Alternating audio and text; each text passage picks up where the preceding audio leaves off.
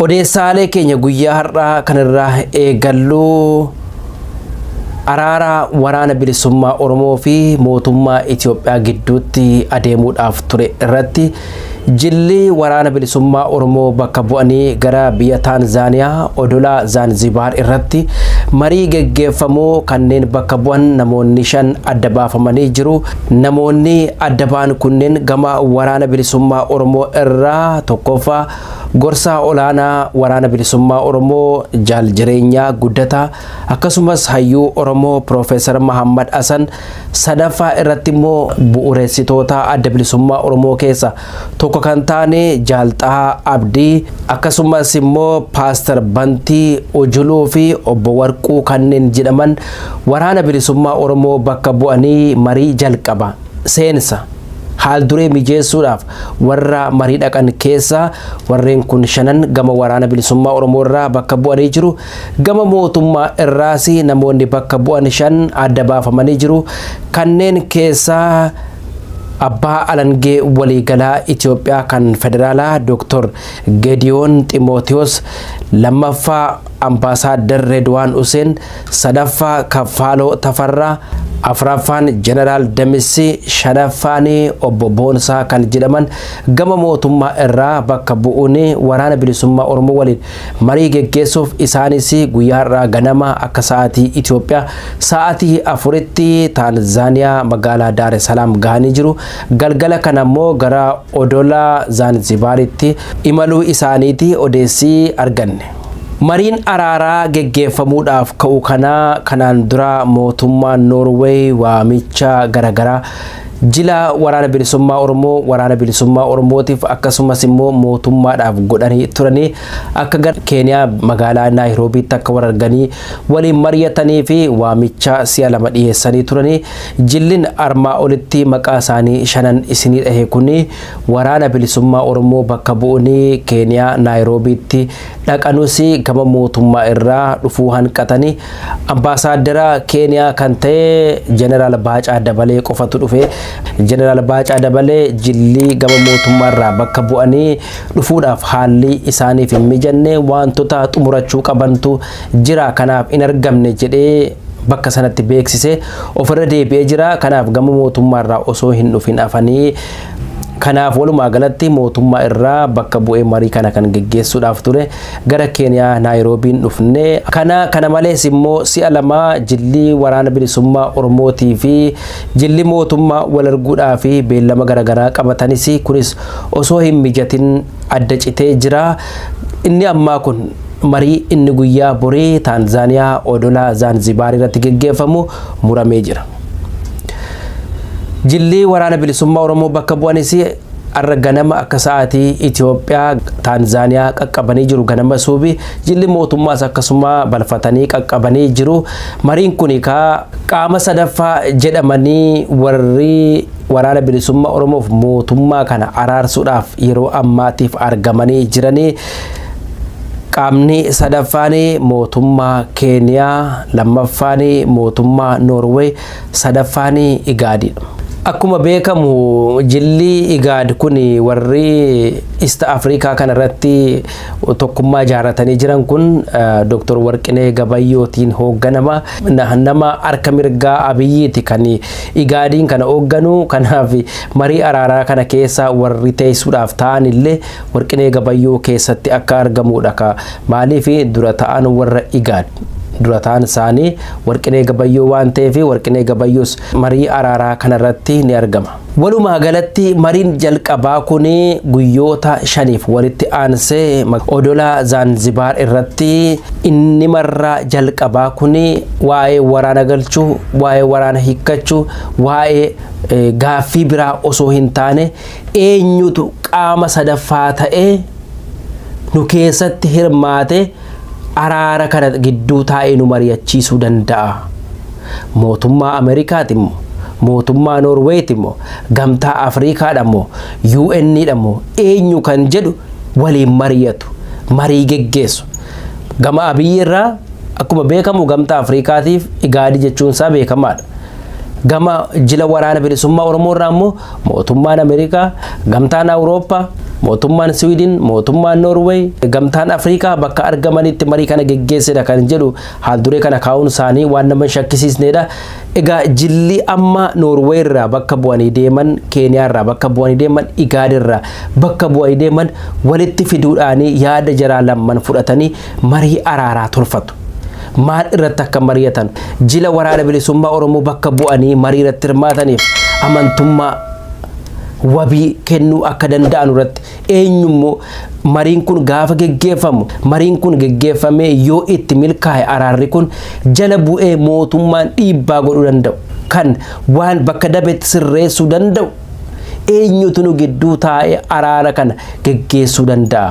Hojiilee hojjetaman kana guyyuu guyyoon eenyutu jala bu'ee ordofaa, eenyu galmaanga yoo rakkoon dhalate eenyutummoo dhiibbaa godhuu danda'a fala godhuu danda'a kan jedhu kana adda baafatu mariin jalqabaa akka argannetti maddeen amanamoo irraa arganne kan ammaa geggeeffamu kun waa'ee waraana bilisummaa Oromoo galuu hadhiisuu osoo hin taane eenyutu nu gidduu taa'ee nu mari'achiisaa kan jedhudha. Mootummaan Siwiidin illee mootummaan Jarman illee waraana bilisummaa Oromootiif mootummaa Itoophiyaa walitti fidanii mari'achiisuudhaaf karaa nagaan akka rakkoo isaanii fixatan gochuudhaaf sochii guddaa godhaa turan garuu itti milkoofne.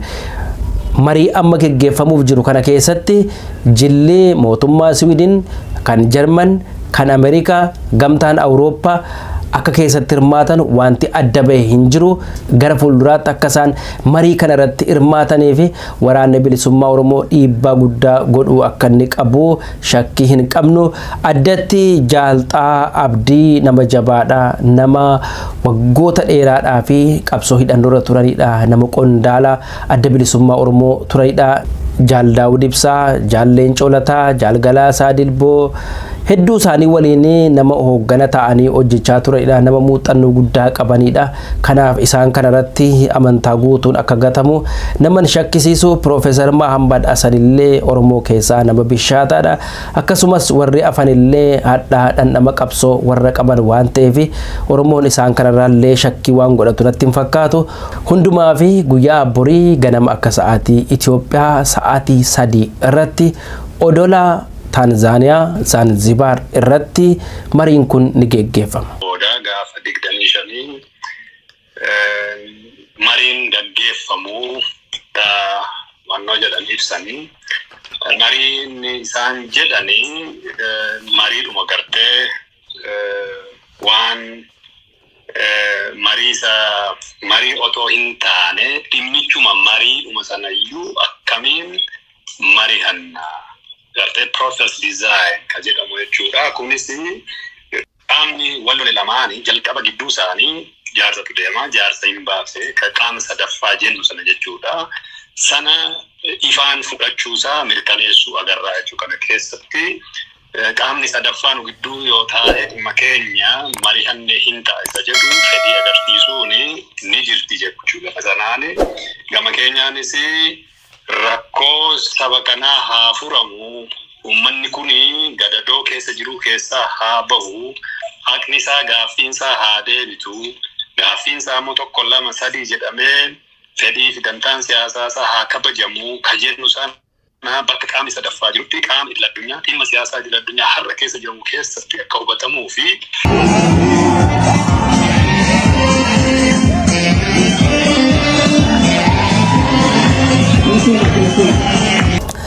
Dr. Abiy Ahmad wantoota isaan kaleessa dubbatan keessaa hedduu kan nama gaddisiisu ture. Innis Oromoon akka Oromootti dhiibbaaf cunqursaa jala jira malee uummanni Oromoo Wallaggaa dhugaa daraa hamtuu keessa jira.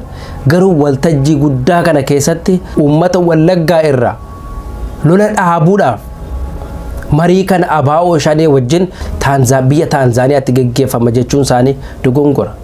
Gujii keessatti meeqatu dhumaa jira. Boorana keessatti meeqa dhumaa jira. Waraana bilisummaa Oromoo kana xiqqeessanii dhaqanii gandatti galchuudhaaf jedhaniitu kana fayyadaman jechoota gadi bu'aa akkasii. Waraanni bilisummaa Oromoo kutaaf amantaa of keessaan qabu. Waraanni bilisummaa Oromoo kakaabaa, kakibbaa, kadhiyaa, kaayyoof akeeka tokkoon masakamee kan socho'udha. Waboo gidduu garaagarummaan hin jiru. Akkuma kaleessa diinummaa labsan harallee Dr. Abiy Ahmad jecha summii dubbate. Oromoo Wallaggaa dhugaadha lola keessa jira yoo boqate bayeessa. Lolli yoo irraa dhaabbate gaariidha waan meeshaa waan dansa. Garuu waraanni bilisummaa Oromoo Wallagga qofa keessa hin jiru. Giddu galeessa keessaa lakkoofsa hin qabu. Kibba Oromiyaa keessaa lakkoofsa hin qabu hedduudha. Waraana bilisummaa Oromoo kana ummata dhaggeeffatu duratti ummata TVdhaan daawwatu duratti imeejii isaanii kana xiqqeessuudhaaf gandatti gadi buusanii Wallaggatti galchuudhaa jedhanii fakkeenya Wallaggaan fudhatanii Dr. Abiy Ahmad haasa'an. Osoo ummata Oromoo miidhaa keessa jiru bakka waraanni bilisummaa Oromoo keessa socho'u irratti miidhaa isaan irra gahaa jiru aara galfachiisuudhaaf marii kana barbaachisa jedhanii gaariidha. Adda baasanii Wallagga gaafa jedhanu Oromoo kana kutaadhaan qooduudhaaf waraana bilisummaa Oromoo gandatti galchuudhaaf akka isaan tattaafatan agarsiisa. Waan kaleessa darbirraa barachuu qabu turan waraana bilisummaa Oromoo badeera daaraa gooneerra dhabamsiifneerra harcaa tokko ta'uu gaara keessa hartu qabnee funaanna guyyaa 15 dhabamsiifna kana hunduma keessa darbee dhufee waraana bilisummaa Oromoo irra ga'e. Ammallee dogongora isaanii kaleessaa irra deddeebi'u. Jecha kana akka salphaatti dhaggeeffatanii darbitan ta'a. Garuu dhugaan jirtu waraana bilisummaa Oromoo gad xiqqeessuudhaaf jecha isaan fayyadamanidha. Diraamaalee sobaa waraana bilisummaa Oromoo irratti hojjetamaa turan keessaa mee viidiyoo kana dhaggeeffadha. Waraana bilisummaa Oromoo hiikkachiifnee balleessinee qawweerraa hiiknee guurree harka kennatanii dhabamanii hin jiranu jedhanii miidiyaan mootummaa irratti hojjetaa turan. Keessa ba'anii jaalmarroon du'echaa turan. Mee viidiyoo kana dhaggeeffadha. Wajjiniin tarkaanfiin irratti fudhatamee injifannoo kana akka godina kanaatti kan argamu. Hoogganaan humna addaa reejimeetii 24ffaa godina Jimmaa Koomaandar Abbabaa Damisee nageenya amansiisaa mirkaneessuuf hawaasni qaamolee nageenyaa waliin ta'uun hojjechuun murteessaadha jedhan. Uummanni ofiisaatiif jecha diina kana dabarsee akka nutti kennu yoo danda'e immoo akka galfachuu danda'u ilmoo isaanii akka galfachuu danda'an qabsiisaa jirra bifuma kanaan itti deemuudhaaf ammas hanga xumuraatitti namni buqqa'ee jira uummanni buqqa'ee jira. Uummanni buqqa'ee kun mana kiyya qabeen qonna kiyyee akka qonna isaatti deebi'uu danda'uuf jala deemuudhaan qeesaa qulqulleessinee qeesaatitti akka galu gochuudhaaf kutannoodhaan hojjetaa kan jiru. Mootummaan yeroo ammaa xiyyeeffannoo kenneeti kan jiru qaama kana barbadeessuuf jechuudha. Mootummaan qophaa isaatiin ka'ee waan godhu garuu hin qabu. Qaamni kun hawaasa da'eeffateeti kan inni jiraatu. Hawaasa biraa nyaata hawaasa keessa dhokata waan ta'eef hawaasni hunduu bakka jiruuti ka'ee dhaabbatee qaama mootummaa kana wajjin balaaleffannaa geggeessuu qaba jechuudha. Yoo xiqqaate jibbee isaa itti argisiisuu qaba, fuula dhorkachuu qaba. Qaama akkas duula ba'e kanaaf immoo odeeffannoo guutuu kennuu qaba jechuudha. Qaamni amma duulaaf bobba'e kun immoo ari'ee qabuudhaaf qophaa'aadha jechuudha. Diraamaalee sobaa turan kanneen mee suuraa kana immoo ilaalame gaachana sirnaa jedhanii yeroo waraana bilisummaa Oromoo lolla jedhanii qophaa'aa turan san yeroo wayyaaneen gad dhuftee turte san qotee bulaan barataan barsiisaan dhiiraa dubartiin osoo nafin gaachana sirnaa jedhanii uummata keenya dararaa turan. Uummata keenya akkanatti gabbaasanii leenjii waraanaa kennaa turan. Sodaa waraana bilisummaa Oromoo irraa qabaniif akkasitti ololu akkasitti waraanaafis uummata qopheessaa turan. Walumaa galatti bara 2018 tokko gochoonni dogongoraa guddaan godhaman har'allee uummata Oromootiif barumsa guddaa ta'uu qaba. Waraanni bilisummaa Oromoo keessa bahe alaabaa uummata Oromoo qabatee jala dhaabbatee qabsaa'aa ture. Qabatee akka inni gara mooraa hin galleellee dhorkame alaabaa abbaa gadaatti kennanii waraana bilisummaa Oromoo saayikooloojikaalillee miidhanii qawwee irraa hiikuu qofa miti. Qabsoo alaabaa isaan jala taa'anii qabsaa'aa turanillee lagachiisanii alaabaa abbaa gadaa qofa qabachiisanii galchan. Alaabaa waggaa meeqa shaanxaa isaa borsaa isaa keessatti baatee qabsaa'aa ture. Maratee ittiin lolaa ture. Bakka injifatetti alaabaa sana dhaabaa ture. Balfamee irraa alagoomeetu alaabaa abbaa gadaa qabadhuu galee jedha. Suuraa isin argitan kana gaafan arguanii na dhukkuba. Suuraan kun gaafa waraana bilisummaa Oromootti duulame. Hiikkachuu qabdu. Oromoo biyya bulchaa jira jedhamee waraana bilisummaa Oromoo irratti duulli ololaa guddaan gaafa geggeeffamaa turedha. Gaafan suuraa kana argu kana yaadan. Waraana bilisummaa Oromootiin xiqqeessaa turan qawween lafa kaa'amu. Inni aangoorra jirus Oromoodha, inni bosona jirus Oromoodha. Waliin buluu qabna, qawween barbaachisu kadha nagaatti deebi'uu qabu. Gaafa jedhame suuraan kun maxxanfamaa ture. Amma immoo utoo mariinuu hin eegaleen suuraa isin argitan kana maxxansuu jalqabaniiru. Marii nagaa araaraa jedhanii. Kanas gaaf tokko akka seenaatti irraa dubbanna ta'u. Waraana bilisummaa Oromoo dhabamsiifnee, balleessinee, humnan qabanii, hooggansan qabanii jedhanii haasaa turan. Mootummaan Norway Anthony Blinken kan USA gaafa Dr. Abiy Ahmad waliin ta'anii haasaan kunoo xalayaa nuu barreessaniiru hoogganaa qabu. jaarmayaa ititaadha. Waliin mari'achuu qabda jedhanii yeroo hedduu marii geggeessaniiru. Diraamaa sobaa dhiyaachaa ture sana hunda waraanni bilisummaa Oromoo jabina isaaf cimina isaa sadarkaa guddina isaatu har'a mariif isa kaa'e. Kun waraanni bilisummaa Oromoo sadarkaa inni irra gahee jiru kan mul'isudha. Waraanni bilisummaa Oromoo mootummaa sana garagalchuu akka danda'u kan agarsiisudha. Mootummaan cinqamee hudhamnaan kan inni waraana bilisummaa Oromoo waliin gattaa'ee mariitti jiru. Karoorri Abiy Ahmad baafate maali? Waraanni bilisummaa Oromoo karaa nagaan agalu hedduun makalaakaa dabalamee muraasni immoo poolisii Oromiyaa dabalamu. Aangoos immoo waraana keessattis caasaalee mootummaa hunda keessatti sadarkaadhaan isinii kennina. Kanaaf waraana keessan galchaa waggaa 3 booda immoo filannootti dhiyaatanu kan jedhudha karoorri Abiy Ahmad lafa keewwate. Kun immoo Oromoodhaaf maal buusa? Waraanni bilisummaa Oromoo impaayera Itoophiyaa tiksuudhaaf miti kan inni ijaarame. Tika Itoophiyaa ta'uudhaaf miti kan inni ijaarame, kan inni bu'uureffame, kan inni gadi ba'e. Impaayera kolonii Itoophiyaa jalaa bilisa baasuudhaaf sirna nafxanyaa, sirna nama nyaataa jalaa kolonii jalaa ba'uudhaaf qabsootti jira malee Itoophiyaa tiksuudhaaf miti. Kun Abiy Ahmad haaldureen inni jalqaba kaa'e kun fudhatama waan qabu miti. Kun waan ta'u miti. Waraanni bilisummaa Oromoo makalaakaa dabalamee bu'aan inni Oromoodhaaf buusu maal? Yoo isaa maaliif gaaratti galanii qabsaa'u barbaachisere? Akkuma beekamu amma Abiy Ahmad dhugaatti filannoodhaan aangoo gadhiisaa yoo mo'ame waraanni bilisummaa Oromoo makalaakaatti gaafa dabalamu egereensaa maali bor? Biyya Itoophiyaa tiksuudhaan miti. Oromiyaan wala boomte ijaaruudhaaf. Impaayera Itoophiyaa jala qulqulleessuudhaaf waraanni bilisummaa Oromoo ijaaran kan inni qabsootti jirus hiree ofii murteeffannaadhaaf malee Abiy Ahmad ergatee dhaqee Tigraay loluutti Somaaliyaatti loluuf kan inni ergatuuf miti. Waraanni bilisummaa Oromoo kan inni manaa gadi ba'e.